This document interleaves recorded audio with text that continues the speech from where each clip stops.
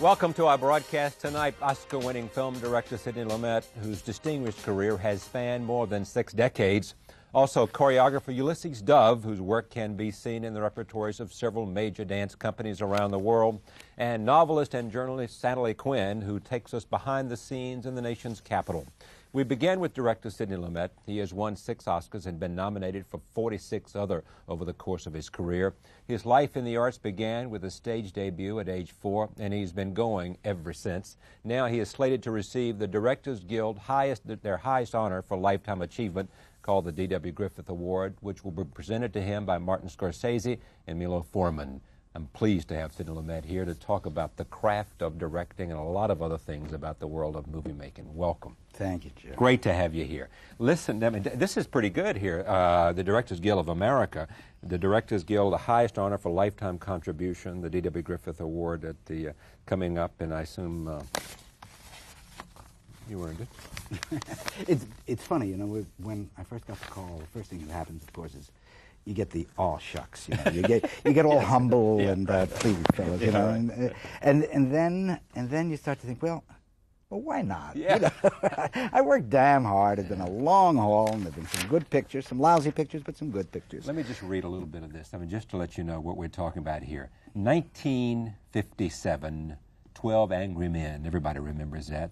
Through Stage Struck, That Kind of Women, The Fugitive Kind of, View from the Bridge, Long Day's Journey Into Night, Fail Safe, The Pawnbroker, The Hill, The Group, The Deadly Affair, The Seagull, The Appointment, King, a film record from Montgomery to Memphis, The Last of the Mobile, The Anderson Tapes, Child's Play, The Offense, Serpico, Loving Molly, Murder on the Orient Express, Dog Day Afternoon, Network, Equus, The Wiz, Just Tell Me What You Want to Hear, Prince of the City, Death Trap, The Verdict, Daniel, Garbo Talks, Power, The Morning After, Running on Empty, Family Business, Q&A, A Stranger Among Us, and Beyond Innocence. Yes, you're exhausting me, Charlie. It's incredible.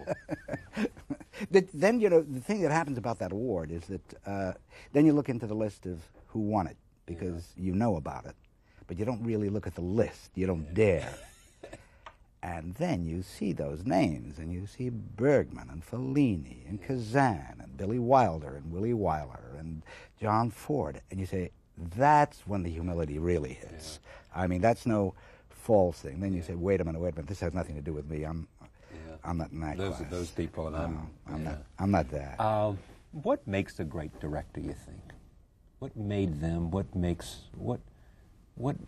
the art that a director brings to us? In movies, there are 2 parts to it. There's an enormous technical end that you know about, and I think all of the people that we're talking about, all of the people that we mentioned, knew their technique thoroughly. But then it comes down to the same thing that's true in your work or anybody else's work. What do you care about? What are you about? What's your life about? And that's the toughest part, because without what's in you being up there, it doesn't much matter who did it. And what do you think you care about, and how do your films reflect you? Charlie, this is going to surprise you. You know I don't know. I don't think about it. I say yes to a script without any thought, almost always on first reading. If I read it 3 times, 4 times, chances are I'll say no. If it doesn't grab you at first reading? Yeah, it's a completely instinctive response. And sometimes I can look back and I can say, oh, that's what I was interested in over those years. I noticed just last year that all of a sudden I had done 4 pictures in a row about family relationships, about fathers and sons and children and mothers and fathers, and I looked back and I said, oh, that's what something must have been kicking around in me about that. But in advance, that's not what I was thinking. I had no awareness that that's what I was thinking. I think it would make me self-conscious if I started thinking of it. Do you always choose the actors yourself? Yeah, always. It's like saying, you know, do you choose your right arm? Yeah. For example, The Verdict. I mean, if Newman wouldn't have done it, would you have done it? For that part, there might have been somebody else. I don't know, but I never had to face that problem, thank God, because he was the first one we went to. And what, was it an easy sell? No sell. No sell. He loved Mamet's work, and what's not to love? And we had been friends for a long time. We'd worked together a lot in live television. He once played Brutus for me in The Death of Julius Caesar on CBS. Was that on You Are There or something? You Are There. Yeah. I did 2 years of You Are There. Yeah. And Pacino for Serpico? Again, first choice. In fact, Pacino hired me. It was there was another director on the picture. There was some disagreement. I don't know what it was, and I went up and saw Al and Marty Bregman and went to work on it. What do you add to an actor? What do you, when you take someone as good as Paul Newman or Pacino, you know, what's the role there? The job is, let me put it this way, Charlie. I think all good work is self-revelation. Yours, mine, anybody's. The job is to get them confident enough in you, your taste, your judgment, so that they can trust themselves to reveal themselves. Again, because without that, there's nothing. And that's where the work lies. I've got enormous respect and love for actors. I think they're incredibly brave people. They're the infantry. And the good ones, like Al, you know, people always laugh. They say, well, what do you mean he says he's shy? How can an actor be shy? He's up there exhibiting himself in front of people. When he's good, he knows he's revealing chunks of himself. He's giving up a piece of himself in every part he plays. Or it applies to actresses, obviously, also. And that is, that's extremely painful. Yeah. And when you do it in your work, you don't want to do it other places. So when Paul Newman refuses to sign autographs, or when Al doesn't come to a party, or if he does, comes in like that and then ducks out through a back door or what have you, that's real. It's not fake. They're giving up enough of themselves in performance. Yeah, are most of them shy? I found that, yeah. Most of the good ones are shy. Absolutely. And fairly reclusive. Don't socialize much. Dinner for 4 or 6 of you, that's plenty. Parties, very few. Very little night clubbing. That's been my experience.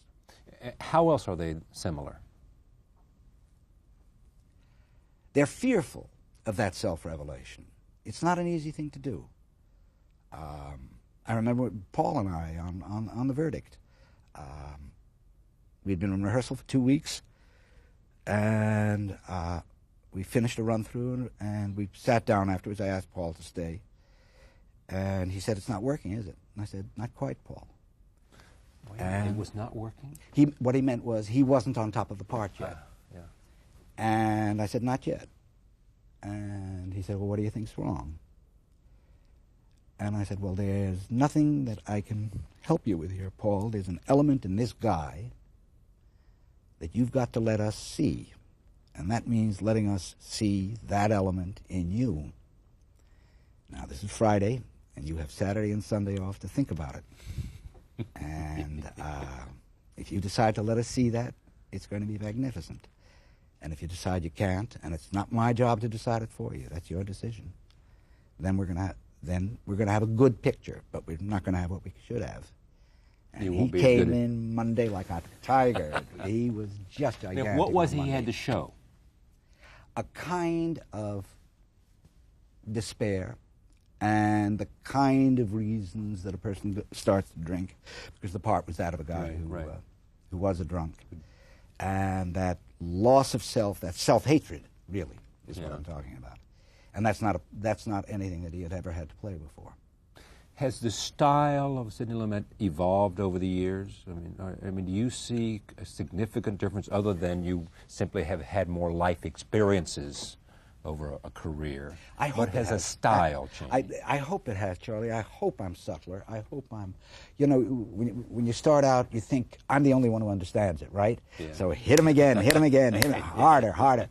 And that sense of overemphasis, you know, and also coming from television, there's a tremendous problem because when you come from television, you're used to a 17-inch piece of glass. Right. Well, telling a story on a 17-inch piece of glass versus a 20-foot image or 30 or 40-foot image, in those days we had 60-foot screens.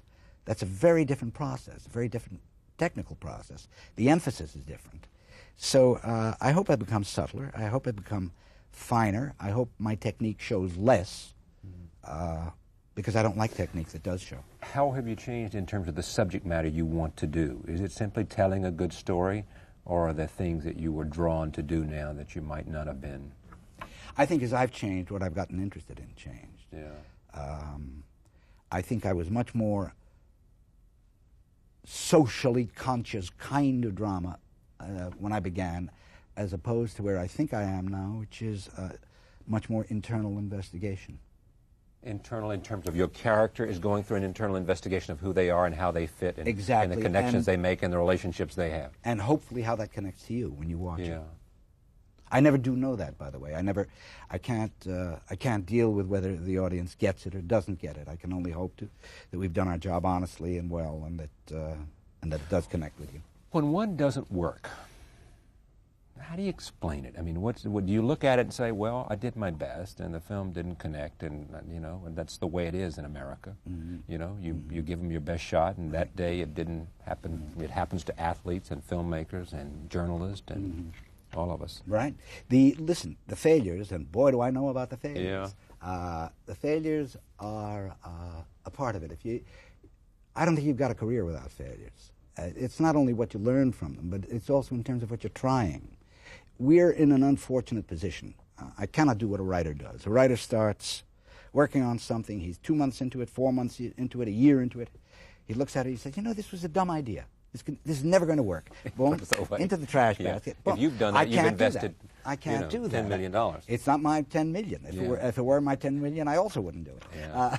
It's a company's $10 And so have you found yourself halfway there and saying, if this was a novel, I'd stop and put it away and Charlie, say, I'm not going to get there from here? I will not tell you the name of the picture. Oh, come on. No, I won't. Well, let me see if I can find it here. We'll do a little test here. As I read this, we'll watch your expression, and when I hit this one... No, but listen what happened. On the second day of shooting, I knew that this was a fantasy on my part, that nothing of what I'd seen was ever going to show up. Yes. And it was the second day of shooting. Now, I'm the director. That means I can't let anybody else know that. Right. I can't confide it in anybody. Right. The last thing to do is to let that kind of information You can never allow your insecurity to hit the... Self-deception is essential in my work. Because it's almost like, in a sense, you've got to be there. You've got to be the general to motivate and to make sure that we're all literally, that's what the word says, to make sure that we're all literally going in the same direction, that we're all making the same movie. That's my job. Mm-hmm. Who's influenced you? Whose work has influenced you? It's so many people. King Vidor. I was a kid actor. I was a kid actor on Broadway and in the Yiddish theater. And when I was on Broadway, this was in the 30s, and there was tremendous snobism. Movies were junk, right. That's where you went to make money, and the theater was art. And I had that same snobism. And when I was 14, 15, I saw 2 movies by a Danish director by the name of Carl Dreyer. One was called The Passion of Joan of Arc. One was called Days of Wrath. Danish movie. The World Theater on 49th Street. And I knew movies were a very serious thing indeed. You knew they were serious? Did you know then that that's what you wanted to do? No. Sheer luck that I became a director. Whenever I get self-pitying or complaining, I stop for a minute and think about the luck I've had. Oh boy, I know what you mean. You're saying, you can think of 10 other things that you might have done that if you'd taken this turn rather than this turn, and you would not be nearly as fulfilled, satisfied, challenged. Just being born at the time I was. That I came along when television first started. There's this tremendous burst of talent, writers, directors, actors, and there are those same numbers of talents out there now. It's just they have no place to work. And all of a sudden here was a whole new form created, and we were able to work. We had jobs. Was it live drama then? Live, absolutely. Absolutely. It's funny, somebody was saying before that how small this studio was. Well, I used to do a show called You Are There in a studio smaller than this. We burnt Joan of Arc. We killed Julius Caesar. We blew up the Graf Zeppelin. Who was the host for this? Walter Cronkite. That's what I thought. Cronkite did this. Right. You were there. The shots of Walter Cronkite after the burning of Joan of Arc saying, now, we're... Joan of Arc was... because the smoke from the set was pouring in on him. Yeah. Have you ever appeared in any of your films? No. Why not? I lost all desire to act. It was somewhere around when I was 28 or so. As I said, you know, good acting is really self-revelation, and I was obviously, because of the way I looked, the way I am physically, if I was going to have an acting career, it would be in the theater. And I just didn't want to do that for 1,500 strangers a night. I got shy. Have you turned down films that you wish you'd directed? Yes. Like what? I don't want to say because... Somebody else directed them? Yeah. In 2 instances.